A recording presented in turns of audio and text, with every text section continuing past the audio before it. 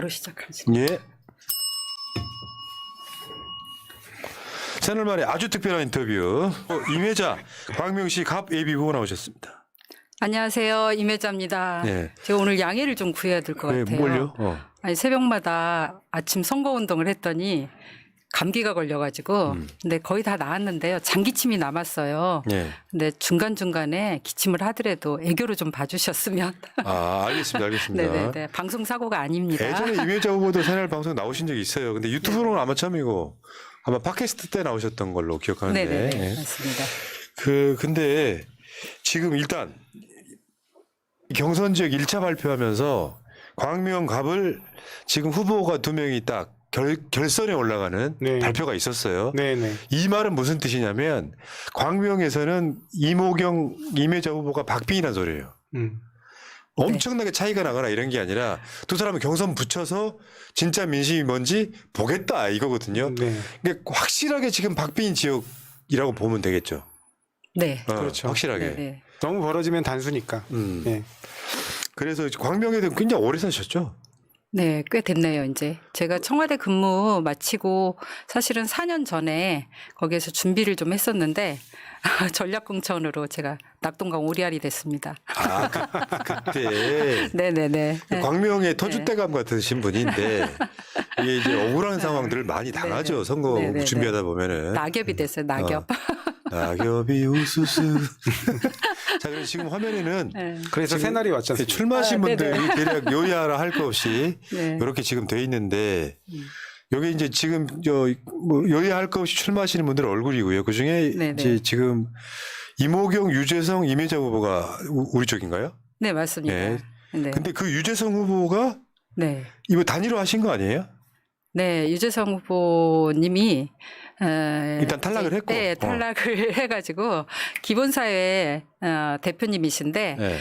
제가 그 출판기념회 할 때도 가서 좀 응원을 했어요. 왜냐하면 제가 이재명 대표님과 함께 기본사회 실현을 좀 꿈꾸는 그런 사람인데 제가 그걸 못 맡았거든요. 그래서 너무 부러워가지고 기본사회 실현을 어떻게 하지 하고 가서 봤더니 청년 정신도 탁월하고 또 기본사회에 대한 굉장히 그 꿈이 아주 디테일하게 담겨져 있더라고요. 예. 그래서 그때 응원을 했는데 마침 이번에 그냥 이모경, 임혜자 양자 대결이 되다 보니까 그 꿈을 이제 유보시켜야 돼서 제가 그 꿈을 좀 실현해 주겠다. 그렇게 좀 네, 요청을 했고 유재성 후보님도 충분히 제가 걸어온 길을 다 봐왔고 그래서 자기가 실현하지 못한 광명에서 기본사회 실현을 위해서 제가 띄워줄 걸 기대한다고 그렇게 해서 그러니까 쉽게 표현해서 3위 후보가 임혜자 후보의 손을 들어준 거예요. 네네. 아, 지지 선언을 하신 거고. 지지 네네 선언. 지지선을 하셨어요. 야, 이모경 의원 아니 제 입으로 얘기하기가 좀 민망해갖고 그랬는데 그러니까요. 역시 예. 대표님 짱입니다. 떨리시겠어요. 자, 좋아. 얘기를 듣다 보니까 네. 4년 전에 저랑 똑같은 아픔을 당하신 거예요. 네. 4년 전에 저희 지역도 현역 의원님께서 불출마 선언을 하셨거든요. 네, 그러다 맞습니다. 보니까 전략공천지로 묶여버린 거예요. 네, 네. 그래서 선거를 거의 1년 가까이 준비하다가 갑자기 막 달리는데 벼랑을 만난 거예요. 아이고. 그래서 벼랑에서 떨어질 수도 없고 그냥 대롱대롱 매달려 있다가 사실은 그렇게 하면 지역을 떠나거든요. 저 또한 광명에 대한 제가 사회생활 첫 시작지여서 제2의 고향 같기도 하고 그래서 광명에 준비한 것들이 있어서 사실은 떠나지를 않았거든요. 네. 근데 대다수의 사람들은 그렇게 전략공천을 당하면 다 떠난다고 하더라고요. 근데 사실은 그런 먹튀 정치인들 때문에 욕을 먹잖아요. 정치인들이 그 먹고 튀는 거. 두 분이 똑같은 동병상련이구나. 그러니까요. 저희는 그러네요. 안 먹고 안 튄 거예요. 그러니까 두 분을 안 부를 수가 없는 게 네. 이게 쉽게 표현해 내가 쓰는 전문 용어가 있어요. 각이 안 나와요.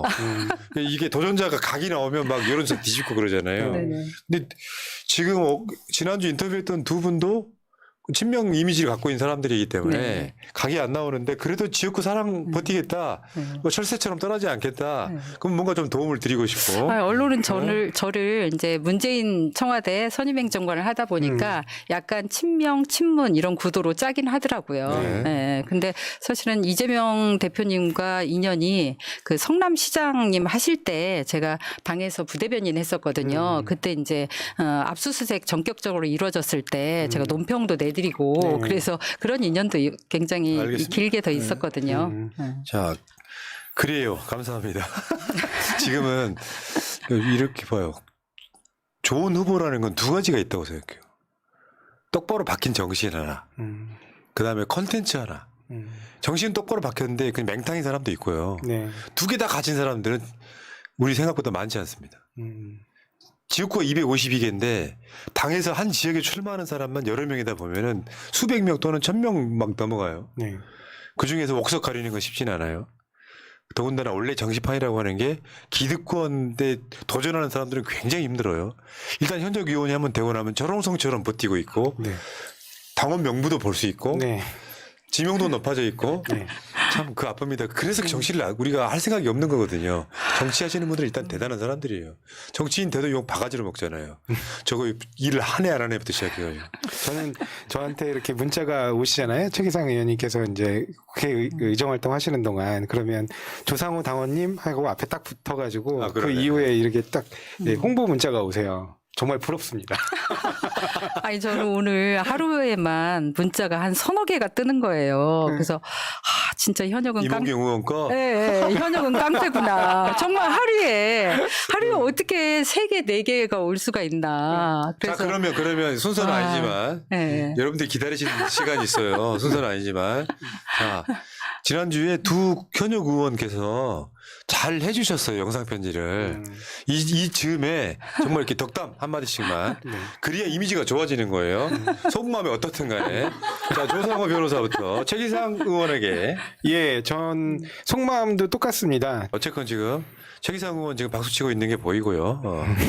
자, 같은 일시에 또 광명은 네네, 그렇죠. 임혜자 의원한테. 네. 임혜자가 이모경 의원한테 이제 영상 편지 가겠습니다. 그야말로 같은 임씨여서요. 제가 가끔씩 임씨라고 똑같다고 그러면 한 사람은 임씨고 한 사람은 임가다. 제가 임가다.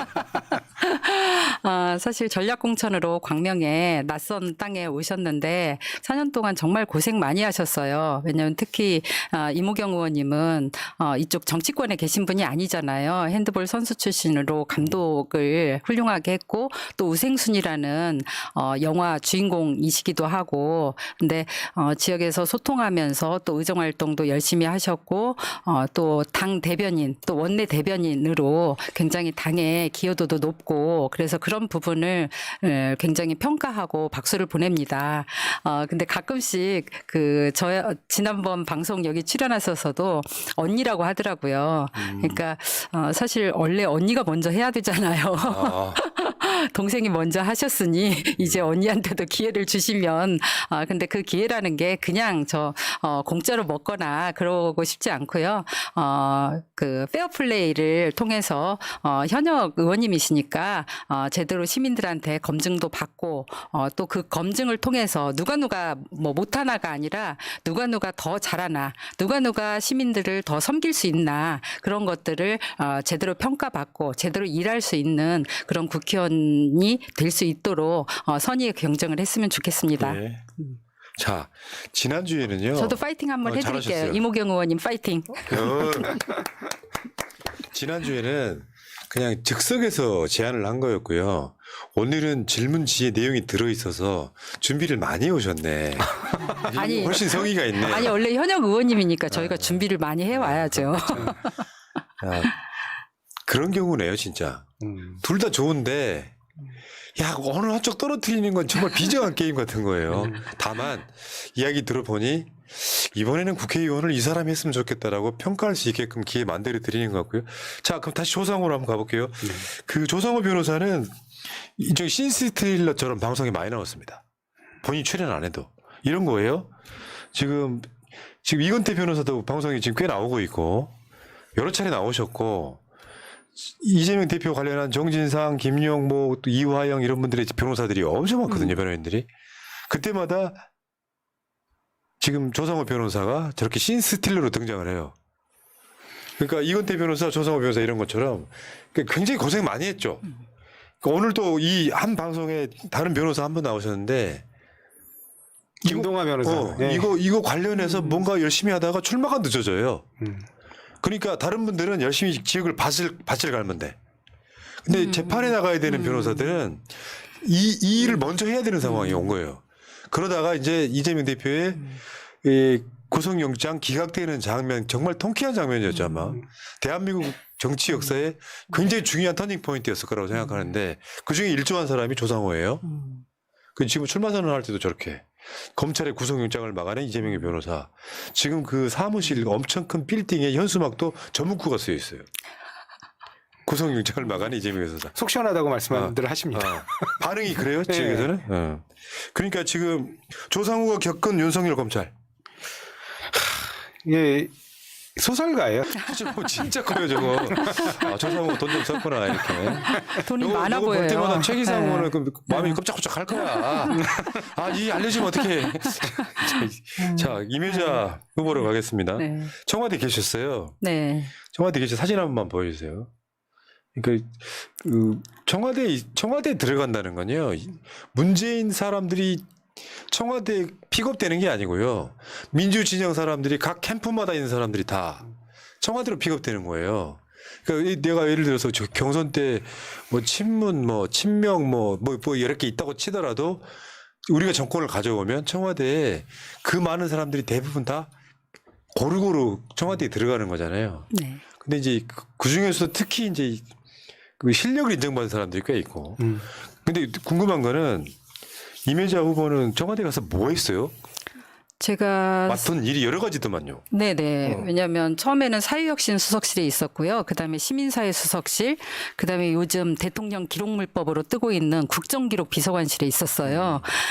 사회혁신 수석실이나 시민사회 수석실에서는 주로 갈등 과제, 그러니까 우리 사회에 갈등이 얼마나 얽히고 설켜 있어요. 뭐 시어머님과 며느리 간의 갈등도 있듯이 이게 이제 노동계 갈등이라든가, 그다음에 이명박근혜 정권을 한 10년 가까이 거치면서 모든 갈등 문제들이 다 그냥 적폐로 누적된 거예요. 그래서 10년 갈등 현안들을 제가 그때 업무를 담당했었거든요. 그러니까 특히 노동계에서 해고 노동자들, 쌍용차 노동자들이라든가 그리고 과거사는 뭐 치정 이런 게 아니라요.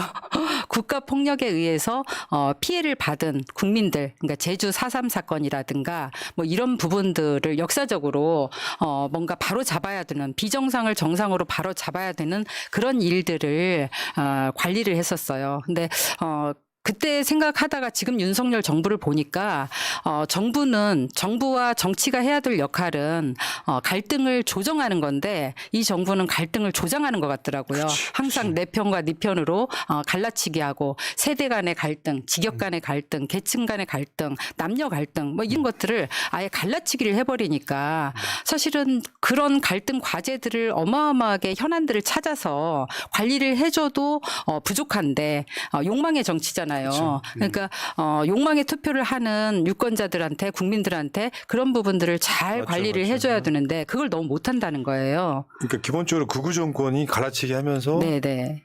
예전에 청와대에 있을 때 보면 청와대 앞에 각종 1인 시위가 있었잖아요. 네네. 뭐 그 당시에는 청와대에서 나와서 다 기록해 갑니다. 네. 무슨 이유로 여기서 1인 시위하고 있는지 그렇게 관리하잖아요. 제가 관리를 그렇게 그러니까. 했어요.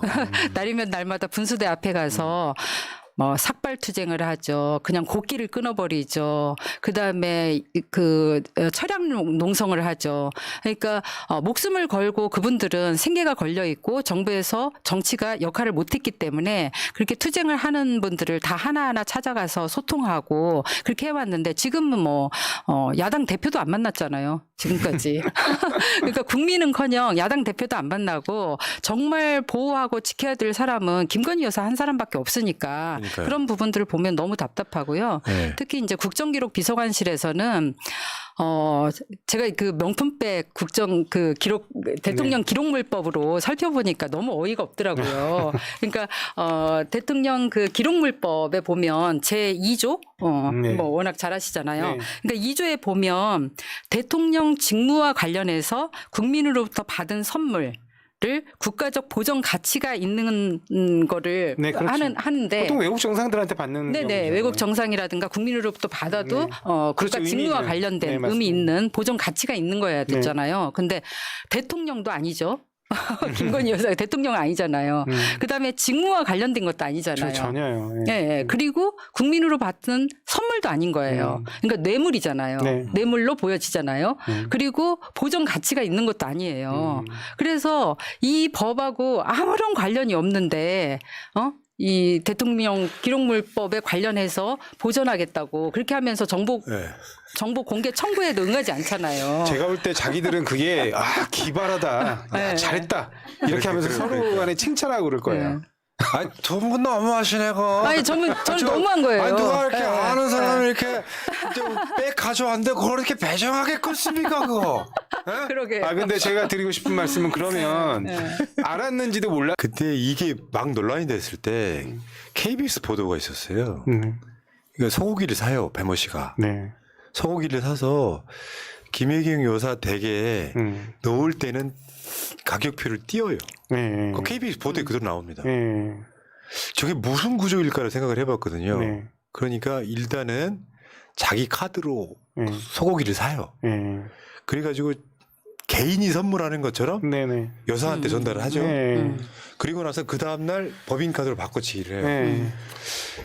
저는 제가 아는 그러니까 단언컨대 이재명 대표 부부가 사적인 물품을 법인카드로 샀을 거라고는 생각하지를 않아요. 네. 아니 대장동 일당으로부터 돈도 안 받는 사람이 네. 야 이거 우리 사적인 거를 법인카드로 써? 할 이유가 하나도 없는데 없죠. 네. 말하자면 이런 거죠. 배모가 네. 법인카드로 물건을 사면서도 김혜경 여사한테 잘 보이려고 했었다는 여러 가지 과정들. 보도가 악의적인 거 있잖아요. 최근에 나오면 과일을 과일값 비싸다고 하니까 그런 보도가 나오는 거예요. 과일을 뭐 몇천만 원치 샀다. 1,000만 원어치. 근데 이런 게 있어요. 경기도지사쯤 되면 선물 보내는 사람들이 있습니다. 그렇죠. 과일 사서 보내잖아요. 저기 시골 군수님도 네. 보내요.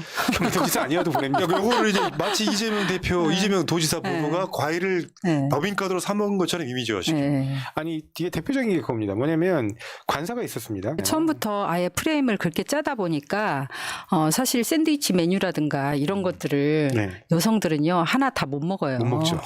그러니까 여기 그리고 공간이잖아요. 찌질하게 네. 만드는 거. 간단히 네, 네. 말해서 대장동 돈 안 받은 게 드러나니까 네. 이제 찌질한 걸로 공격하기 시작하는 거예요. 진짜 지긋지긋한 사람들이고 오늘 주제는 그건 아니지만 네. 다시 한번 상기시켜 드렸고요. 어쨌건 이매자 후보가 청와대에서 했던 일이 또 김건희 사건과 연관이 있었구나. 네네. 저희는 그러니까 국정기록 비서관실은 사실은 기록 관련해서는 노무현 대통령이 굉장히 기록 혁신을 했잖아요. 그래서 업무의 효율성이라든가 어떤 투명성이라든가 그러니까 기록을 남겨놔야 역사가 되고 역사가 돼야 미래를 만들어 나갈 수 있잖아요. 그런 가치와 철학을 갖고 그런 대통령 기록물법 이런 네. 것들도 만들어졌는데 대통령 기록물법을 이렇게 적용하는 거는 처음 봤어요. 말도 안 되는 거죠. 네네. 그 궁의 지책이죠. 어처구니가 없죠. 빠져나갈 방법이 없어가지고 요거는 다수 국민은 상식적으로 이해가 안 되는 사건을 구구 세력한테는 실드를 치고 싶은 거예요. 이렇게 된 거기 때문에 내용을 받은 게 아니라는 이야기를 하고 싶은 것 같고. 근데 국민들은 안 속죠, 이제 이런 부분에서는. 진짜로 저는 정치인이 아니기 때문에 설날 명절에 뭐 몇 사람 만나긴 했습니다만 다 정치 관심 없는 사람들. 다 욕해요, 다 욕해요. 이 부분은. 근데 이런 측면이 있죠. 여러분들이 요즘에 이제 문재인 정부 뭐 여러 가지 논란에 또 휩싸이는 막 여러 가지 언론의 프레임이 있긴 하지만 진짜 깨끗했던 정부 맞습니다. 네. 그러니까 왜 그런 거 있잖아요. 무슨 친인척 비리 같은 게 없었잖아요. 없죠. 예. 그런 점은 여러분들이 자랑스럽게 생각하셔도 돼요. 그럼요. 이게 친명 친문 프레임 안에서 서로 지지고 볶는 그 프레임에 빠져가지고 서로 공격하지 마시고 자랑스러웠던 정부인 건 맞아요. 정권을 뺏겼으니까 문제지. 외교도 굉장히 뛰어났죠, 사실은. 자, 그러면 질문을 한번 이제 앞서 가볼게요. 국회의원이 된다면 가장 하고 싶은 일 두 분 공통 질문 가겠게요. 왜 국회의원이 왜 돼야 되는데 내가 뭘 하고 싶은 건데 네. 이유가 있잖아요. 네. 이번엔 우리 임 후보님께서 네네. 저는 사실은 국회의원이 되면 제일 먼저 뭘 하고 싶냐라고 질문을 봤을 때요. 광명에는 전통시장 2개가 있어요. 전국의 7대 시장 중에 하나인데 큰 시장하고 작은 시장. 전통시장과 우시장이죠, 새마을시장. 우시장. 우시장은 금천이에요. 네. 아, 그래요? 네. 우리 광명 우시장을 알고 있지 않아요? 이상하게 그쪽을 이렇게. 부산동 우시장입니다. 지금 둘이 인터뷰하다 보니까 이게 섞인 것 같아요. 예, 그렇죠. 예전에는 다 시흥군이었고요. 예. 네네네. 그래서 제일 먼저 제가 무슨 1호 법안도 만들고 법안 뭘 하겠다 매니페스토도 준비는 했으나 그거보다는 제가 준비하는 것보다는 이 전통시장 상인들과 거기 가면은 씨앗 호떡도 맛있고요. 국화빵도 맛있고요. 홍두깨 칼국수라고 굉장히 맛있어요. 그런 칼국수 한 그릇 먹으면서 간담회를 진짜 편하게 좀 하고 싶더라고요. 하면서 정말 사는 얘기, 진짜 속살을 드러내놓고 할 수 있는 얘기, 그 얘기들 속에서 필요로 하는 부분, 또 요구하는 부분, 이런 목소리들을 정말 디테일하게 들으면서 제가 법안을 준비를 해야 되겠다. 제가 준비한 법안과 그게 얼마나 싱크로율이 높은지, 저는 국민을 생각한다고, 광명 시민을 생각한다고 준비를 했으나 그게 시민들하고 안 맞을 때가 있잖아요. 그러니까 저만 열심히 준비하는 게 아니라 그들이 요구하는 목소리, 그들이 요구하는 법안, 이런 것들을 다 맞춰봐야 되겠다. 예. 그러니까 하나하나 맞춰보면서 해야 되겠다라는 생각에서 제일 먼저 전통시장에 가서 티타임, 칼국수도 먹고 전도 맛있거든요. 한번 오세요. 전도 쏠 수 있고요. 전통시장 가고 싶네. 네, 저도 그런 거 호떡도 맛있고요. 좋아해요. 호떡집에 거의 불나요. 아, 홍두깨 칼국수는 우리 동네 저기 현대시장에도 있는데 아니 전국에 다 있어요. 홍두깨 칼국수는.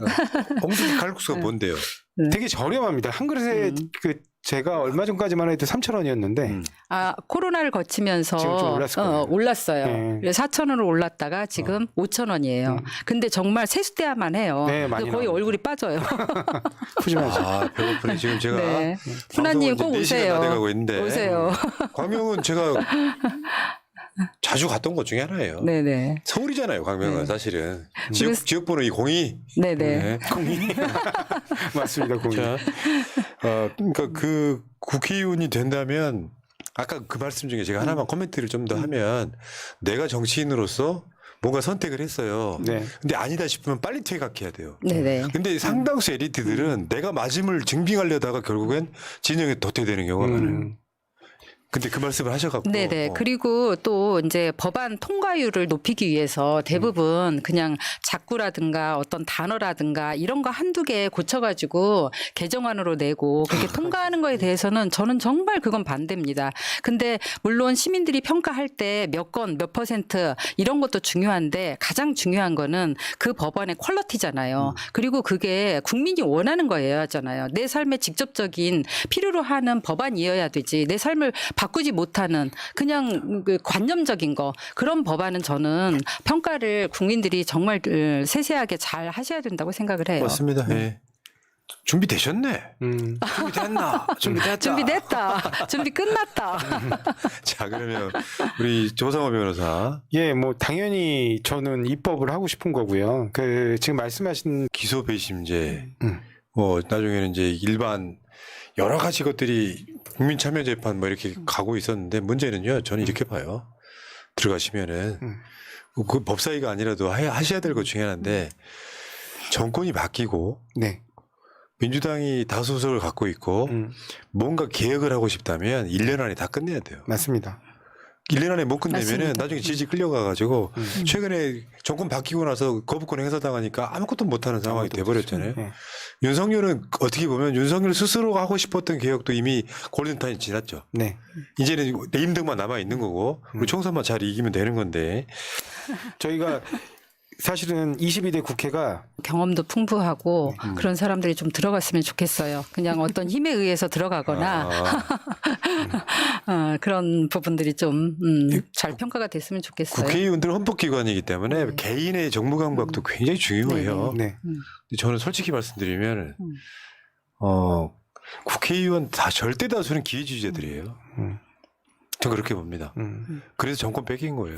그리고 모든 게 축적의 힘인 것 같아요. 제가 쭉 그동안 한 27년 정도 정치권 그다음에 뭐 서울시에도 있어보고 청와대도 있어보고 국민권익위원회도 있어보니까 특히 국민권익위원회에 있어보니까 국민들의 고충 민원 이런 것들이 어마어마하게 올라오거든요. 그때 이제 복지노동 주심위원도 하고 경찰 민원 주심도 해보니까 너무 많은 국민들이 이 고충이 너무 많은 거예요. 근데 어디도 그걸 해결을 못 해주는 거예요. 행정기관도 그렇고 정치에서도 그렇고 그러다 보니까 이제 국민권익위원회로 오는데 결국은 그게 어디로 가냐면은 다시 지자체로 넘어가거나 그래서 끼리끼리 문화에서 다 그게 그냥 기각이 돼버리는 거예요. 그래서 정말 정치가 잘해야 되겠다라는 생각이 들고요.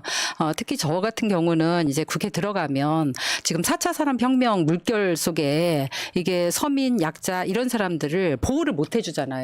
특히 산업 분야 같은 경우 일자리라든가 이런 거 산업 생태계에서 못 따라잡는 거예요. 법이. 그러니까 법의 속도가 이 세상의 흐름 속도보다 더 빨라야 되는데 법의 속도가 너무 느린 거예요. 그렇죠. 맞아요. 맞아요. 그리고 정치인들은 워낙 애경사 집 쫓아다니고 뭐 이러다 보니까 그런 문제에 천착할 시간조차도 없는 거예요. 그래서 그런 부분을 저는 가장 빠르게 좀 해보고 싶다라는 생각이 들더라고요. 맞죠. 그러니까 정치권 언저리에서 임명직도 많이 해보셨겠지만 뭐가 문제인지 핵심을 짚고 계시는 거네요. 네네. 실제로 그렇잖아요.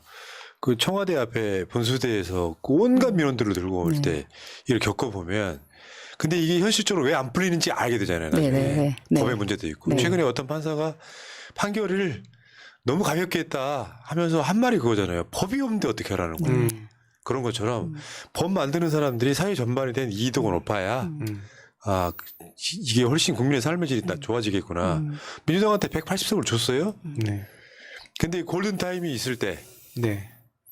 21대 국회가 열리자마자 이제 사실은 그 한 7, 8개월 허비하고 재보궐 선거 가고 하면서 정권 뺏긴 거거든요. 네. 이거 굉장히 중요하게 생각을 하셔야 되고 그러면 질문 실제로 윤석열 탄핵에 대한 부분은 이제 탄핵이 될 때 뭐 어떤 모양새가 될지 모르겠지만 더 이상 이 정권이 더 유지돼서는 안 된다. 말하자면 총선이 예비 대선에 가까운 상황이 돼버린 그 프레임이 분명히 있다고 생각해요. 네. 여러분들은 어떠시겠어요? 여기에 대해서. 뭐 저는 윤석열 그런 국민적 분노가 표출되면 탄핵에 나서겠냐고 묻는 거예요. 저는 당연하죠. 그렇지. 네. 자, 그다음에 임혜자 후보요. 답은 정해져 있습니다. 탄핵 당연히 나서죠.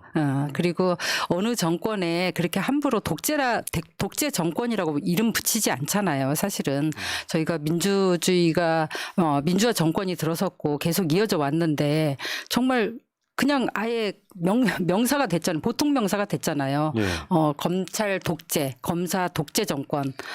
그 독재는 당연히 민주주의를 저는 그렇게 보거든요. 비탈길을 올라갈 때 자전거를 타고 비탈길을 올라간다. 근데 멈추면 거기에 가만히 서 있는 것이 아니라 그냥 낭떠러지로 떨어지는 거잖아요. 그래서 이 가속 페달을 반드시 세게 밟아야 되고 그 세게 밟아야 되는 게 이번 총선이라고 생각을 하는 거예요. 그러니까 전진이냐 후퇴냐 그냥 전진이냐 그냥 정지가 아닌 거죠. 그래서 윤석열 탄핵에 대해서는 이미 심리적인 탄핵은 이미 시작됐고 절차적 탄핵만 남았다. 그리고 올 새해에 정치학자들이 저는 조사한 걸 보니까 거의 뭐 60% 가까이 이미 낙제 점수를 매겼더라고요. 국정 운영에 대해서 F학점. 그러면 어떤 정책도 잘한 정책이 없다고 보는 거예요. 특히 뭐 노동, 연금 개혁 뭐 이런 부분들은 굉장히 지금 심각하다고 보고 있고요. 그래서 그런 부분에 있어서 심판을 할 수 있는 상황이 아니었잖아요. 지난 대선 이후에 지방선거가 뭐 한 달 후에 치러지다 보니까 네. 그래서 이렇게 현장을 돌아다 보면은 그냥 무서워서 사실은 표출도 못 해요.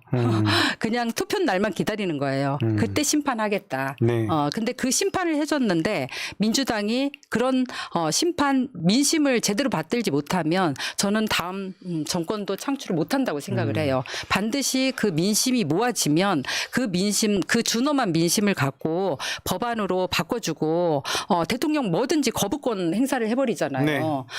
그래서 저는 이 정치학자들이 굉장히 국가 국가를 걱정을 많이 하고 있구나. 그래서 그 정도 성적이면 사실은 컴백홈 집으로 돌아가라는 거거든요. 그래서 그런 민심이 저는 이번 총선에 표출될 거고 그 표출된 민심을 민주당이 잘 받들어서 법안으로 또 정부와 잘 싸워서 국민들의 민생과 민주주의를 좀 지켜줘야 된다. 그렇게 생각을 하고 저도 거의 투사가 되고 있습니다. 그러니까요. 그러니까 제가 지금 한 말씀만 드리면 그 이른바 그러니까 지금 그런 것 같아요. 윤석열 탄핵되는 것을 막기 위해서 보수층 출동해라. 한쪽의 프레임이고 한쪽에서는 이 사람을 더 이상 대통령직에 놓으면 안 된다. 거기 휘발유를 끼어든 게 김건희 디올백 사건인 것 같고요. 시점마다 뭔가 이렇게 어떤 운명적으로 가고 있는 게 있어요. 네. 문제는 우리가 투표를 잘하는 것일 것 같고. 네. 자, 알겠습니다. 야, 다 준비되셨네. 뭘. 경쟁하시는 분 또 속으로, 나보다 말 잘하는데? 뭐 이렇게 할 것 같고. 탄핵 소추가 이뤄진다면 소추 결서를 꼭 제가 써보고 싶습니다. 그러니까요. 제가 옆에서 좀 파이팅 좀 하나 더 있지. 치겠습니다. 법사위 운영은 무조건 민주당이 가져와요. 아, 그럼 이건 네, 당연한 네, 거고. 네. 그거 절대 양보하면 안 돼요. 네. 자, 그 사람이 대표 소추위원이 되기 때문에 네. 반드시 네. 필요합니다. 네. 자, 마지막으로 30초씩 새날 가족 여러분들께 마지막 이제 각오 한마디씩 하시고 끝냅시다. 뭐 제가 먼저 할까요? 네. 네, 먼저 네. 하세요. 기억자 금천구 제가 먼저 하겠습니다. 예. 자, 다음. 네. 제가 지난 4년 전에 전략공천으로 굉장히 아픔이 있었는데요. 세상에 버릴 경험은 없다고 생각합니다. 오히려 그것이 저에게 자양분이 돼서 가장 밑바닥으로 들어가서 시민들과 함께 울고 웃으면서 많은 봉사를 했어요. 짜장면 봉사도 하고 김치 봉사도 하고 미용 봉사도 하고 그랬는데 그러다 보니까 시민들이 뭘 원하고 정치인이 뭘 했으면 좋겠는지 그 부분을 너무도 잘 알고 있습니다. 이제 국회로 들어가서 제가 일을 하고 싶은데요. 또 2년 전에는 또 광명시장이 단수로 됐는데 또 당의 원칙 없는 결정 번복으로 인해서 제가 더 큰 아픔을 겪었어요. 이번 3번째입니다. 사실은 3세번인데요. 이번 한 번만 좀 저를 도와주시면 제가 국회에 들어가서 시민들의 아픔 또 시민들의 요구 민생과 민주주의를 어떻게 지켜야 되는지 제대로 잘 한번 해보겠습니다. 그리고 광명은 제가 대학 졸업하고 사회에 첫 발을 학원 선생님을 하면서 지냈던 곳이거든요. 그래서 아이들을 그때 가르쳤는데 우리 아이들한테도 광명이 얼마나 멋진 도시로 바뀔 수 있는지를 한번 꼭 보여주고 싶어요. 그래서 폭풍성장 광명시를 만들겠다 했는데 지금은 현재는 저한테 광명이 별로 없어요. 광야에 있거든요. 광야에 새로운 길을 내고 싶습니다. 길이 없다면 뭐 오솔길이라도 만들어서 걷다 보면 원래 길은 없는 거잖아요. 걸어가다 보면 길이 되는 거고 그 길을 우리 조상호 후보님 또 우리 푸나님께서 그동안 열심히 갈고 닦았기 때문에 함께 어깨 걸고 그렇게 나가겠습니다. 열심히 하겠습니다. 야, 자, 정말 좋은 후보들이 민주당에 많네요. 이런 게 행복을 느껴요. 민주당 사람들 막 저 사람 너무 못했다고 끌어내리자만 있는 게 아니고 실력 있는 사람들이 질비하게 대기하고 있는 거 있잖아요. 머리만 조금 더 썼으면 진작에 국회의원도 됐을 사람들이 지금 애타게 여러분들의 도움을 요청하고 있네요. 자, 좋은 후보와 함께 인터뷰했고요. 새날 방송 여기서 오늘은 4시간짜리 정확히 달려봤습니다. 자, 고생들 하셨고요. 대단하시네요. 너무 고생하셨어요. 그리고 오늘이 안중근 의사가 사형 선고 받은 날이기도 합니다. 네. 자, 새날 물러갈게요. 두 분 고생하셨습니다. 고맙습니다. 고맙습니다. 고맙습니다. 감사합니다. 민주주의 평화 통일 다 죽어간다 이대로는 놔둘 수 없다 자 다시 한번 해보는 거야 자 다시 한번 싸우는 거야 자 손 맞잡고 어깨를 걸고 우리 함께 이기는 거야 자 다시 한번 해보는 거야 자 다시 한번 싸우는 거야 자 손 맞잡고 어깨를 걸고 우리 함께 이기는 거야 자 다시 한번 해보는 싸우는 거야. 자, 손만 잡고 어깨를 걸고 우리 함께 이기는 거야. 자, 다시 한번 해보는 거야. 자, 다시 한번 싸우는 거야. 자, 손만 잡고